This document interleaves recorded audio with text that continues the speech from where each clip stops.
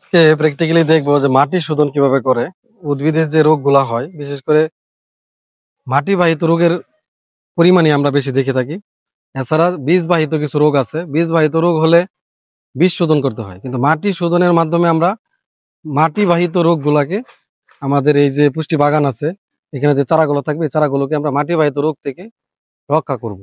সেজন্য আমরা সবচেয়ে সহজ যে পদ্ধতি, যে আমরা এই বেড করেছি, বেডের উপরে খড় বিছিয়ে দিলাম। এখন খড়গুলোকে আমরা পুড়িয়ে দিব। এই পুড়িয়ে দিলে উপরে যদি কোনো পোকা, ক্ষতিকর পোকা বা অন্য কোনো জীবাণু থাকে ক্ষতিকর, সেগুলো কিন্তু ধ্বংস হয়ে যাবে। আমাদের হাতে যদি 15 দিন সময় থাকে তাহলে আমরা বলি যে সবচেয়ে ভালো হলো স্টেবল ব্লিচিং পাউডার দিয়ে মাটি শোধন করা।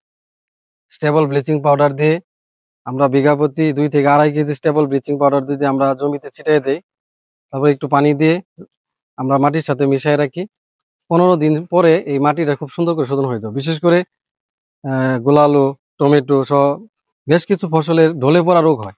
এই ঢলে পড়া রোগ যদি অতীতে খেতে হয়ে থাকে তাহলে সবচেয়ে উত্তম হলো স্টেবল ব্লিচিং পাউডার দিয়ে মাটিটা শোধন করে নেওয়া।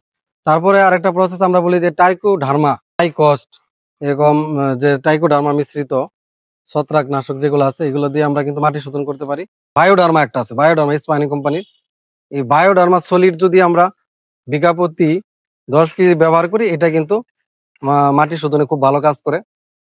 তাহলে পরবর্তীতে পচা জাতীয় যে রোগগুলা হয় উদ্ভিদের, এই রোগগুলা কিন্তু হবে না। আমরা যদি দেখি যে মাটির পিএইচ 5-এর নিচে, তাহলে আমরা একটা কাজ করতে পারি শোধনের ক্ষেত্রে, ডলোচুন ব্যবহার করতে পারি। শতাংশে 4 কেজি ডলোচুন যদি ব্যবহার করি তাহলে এর পিএইচটা বাড়বে, অর্থাৎ স্বাভাবিক অবস্থা আসবে, তাহলে ওই মাটির একটা শোধন হয়ে গেল। এছাড়া হাঁস মুরগির বিষটা দিয়েও আমরা মাটি শোধন করতে পারি। সরিষার খোল দিয়ে আমরা মাটি শোধন করতে পারি, কারণ সরিষার খোলের মধ্যে কিছু এলোপ্যাথিক ইফেক্ট আছে, যার কারণে ওখানে ক্ষতিকর জীবাণু থাকলে সেই জীবাণুগুলো ধ্বংস হয়ে যায়। রাসায়নিক ভাবে আমরা কিন্তু মাটি শোধন করতে পারি, ফর্মালডিহাইড আছে বা অন্য কোনো কেমিক্যাল দিয়ে।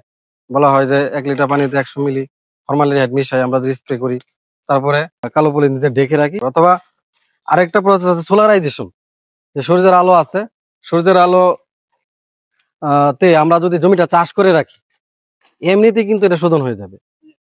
আর যদি কালো পলিথিন দিয়ে আমরা পুরো বেডটাকে ঢেকে রাখি, ঢেকে রাখার ফলে এখানে 50 থেকে 60 ডিগ্রি সেলসিয়াস তাপমাত্রা তৈরি হবে ভিতরে, পলিথিনের ভিতরে।